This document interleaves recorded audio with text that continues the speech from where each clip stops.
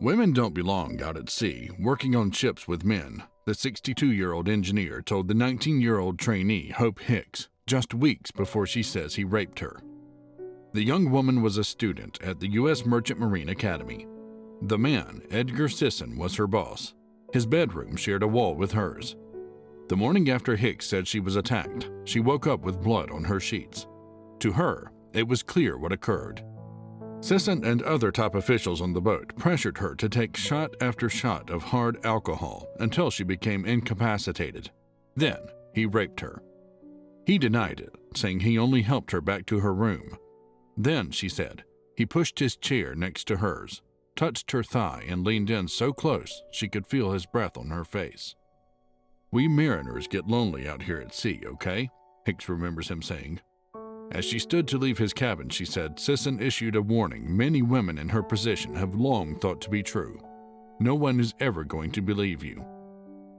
Hicks didn't know it at the time, but her encounter with Sisson would launch what some in the shipping industry have likened to a maritime Me Too moment, and shine a critical spotlight on the one agency with the most power to do something about it, the United States Coast Guard.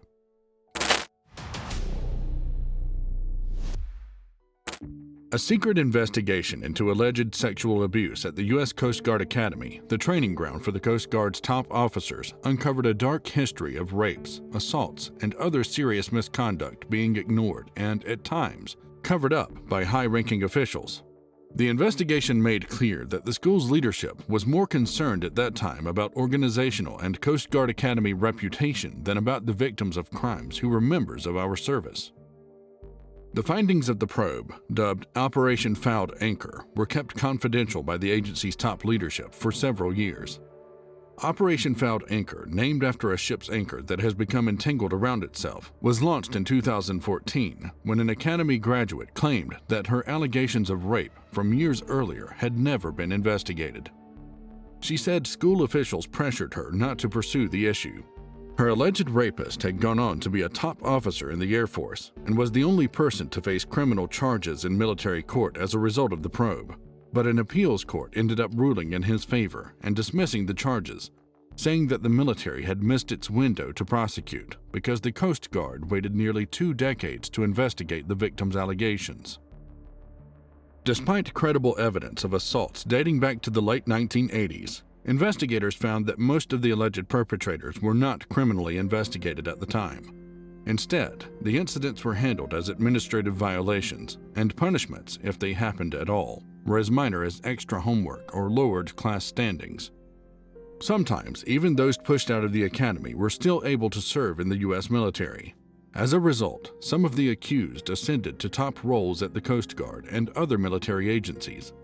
In contrast, many alleged victims left the academy after reporting their assaults, ending their hopes of a career in the service. As a branch of the U.S. military overseen by the Department of Homeland Security, the Coast Guard is known for protecting the nation's shorelines, rescuing those lost out at sea, and cracking down on drug smuggling, oil spills, and potential security threats. But one of the agency's lesser-known duties is overseeing the thousands of commercial ships that do business in American ports and waterways. It is the Coast Guard's job to ensure that the more than 200,000 people known as merchant mariners, who are given government credentials to work on vessels ranging from tugboats to large cargo ships, do not pose a safety risk. The Coast Guard is responsible for the initial vetting of mariners, as well as continued monitoring and enforcement of misconduct on land, or while on the job, that would make them ineligible for a credential. When a mariner is accused of committing a crime on a U.S. flagship, the responsibility for investigating falls on the agency's Law Enforcement Division, which can pursue criminal charges. Investigators and judges at an entirely separate administrative enforcement unit, meanwhile, can take away a mariner's ability to work at sea. Yet hundreds of pages of the Coast Guard's own records, as well as interviews with shipping company and union officials, current and former government employees, and dozens of mariners, show that the Coast Guard has failed to use its power to prevent and punish sexual assault and misconduct for decades, despite growing evidence that this kind of behavior is a long-standing problem at sea. The Coast Guard has acknowledged to Congress that sex crimes at sea are an underreported problem, The agency stated that in the past 10 years, it opened 25 criminal investigations into alleged shipboard sexual assault, some of which remain ongoing. It couldn't point, however, to a successful sex crime prosecution of a credentialed mariner in the last 30 years. The Coast Guard's administrative judicial process requires a lower burden of proof than criminal court. Still, no mariners had their credentials revoked for shipboard sexual misconduct in the last decade, and as of the end of last year, only 4 mariners had received a suspension. When compared with outcomes from cases where mariners used drugs, including marijuana, records show that the Coast Guard has long been lenient and inconsistent with sanctions for mariners found to have committed sexual offenses. For example, a mariner who failed a drug test after using CBD oil for knee pain had his credential revoked, while a chief mate who raped his female second mate multiple times was allowed to keep his credential. The mariner, who the agency also accused of using the ship's master key to break into the room of a young student training aboard the ship to solicit sex, served a 30-month suspension and attended sexual harassment training, one of the harshest punishments for sexual misconduct.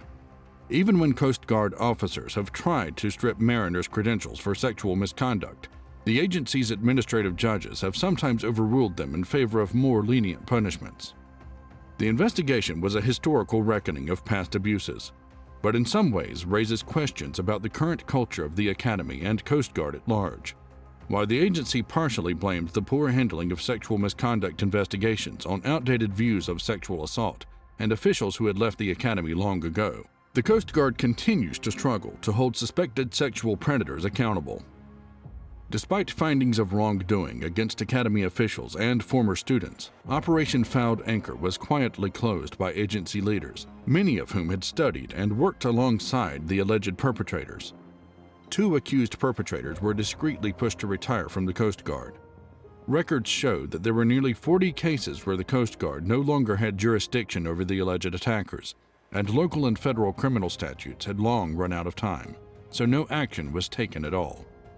In some instances, school officials at the time recommended launching criminal inquiries into alleged assaults, only to be overruled by top leadership at the Academy. Unfortunately, many documents about the alleged assaults were shredded long ago.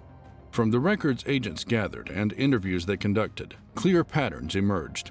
Alleged victims were blamed for contributing to their assaults by drinking alcohol or not resisting forcefully enough.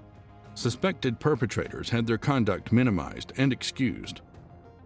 Ultimately, Fouled Anchor found that the Academy's leadership did not adequately investigate allegations as serious criminal matters and hold perpetrators appropriately accountable. According to the draft final report, they failed to take sufficient action to ensure a safe environment, particularly for female cadets, and failed to instill a culture intolerant of sexual misconduct, the report stated about those at the helm in the 90s and the early 2000s.